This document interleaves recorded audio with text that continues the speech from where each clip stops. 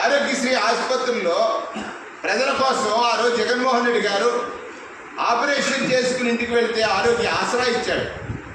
ఆరోగ్యశ్రీ హాస్పిటల్కి ఎక్కడ బకాయిలు పెట్టలే, ఫ్యామిలీ డాక్టర్ కాన్సెప్ట్ తీసుకొచ్చాడు. ఇవాళ మీరు అవన్నీ కూడా నిర్వీర్యం చేసేస్తున్నారు. ఈ రాష్ట్రంలో ప్రజలకు ఒక అవకాశం, ప్రజలకు ఒక నమ్మకం ఏర్పడింది. ప్రభుత్వం అంటే మమ్మల్ని అన్ని విధాలు ఆదుకుంటుంది, దానికి కావాల్సిన అన్ని చర్యలు తీసుకుంది నాడు జగన్మోహన్ రెడ్డి గారి ప్రభుత్వం అని. కానీ మీరేం చేస్తున్నారు?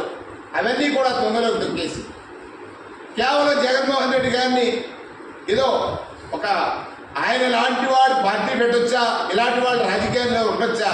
అసలు రాజకీయాల్లో ఉండకూడదు మీలాంటి వారిని. ఆయన ఆ రోజు ఎన్టీ రామారావు గారు పెట్టినటువంటి సంక్షేమాన్ని అడ్డంగా నరికేసా. 2 రూపాయలు బియ్యం 5 రూపాయలు చేసినా, హార్స్ పవర్ 50 రూపాయల నుంచి పెంచేసినా, సంస్కరణల్ని ఆదిలో తొక్కేసినా అన్ని చేసింది మీరు.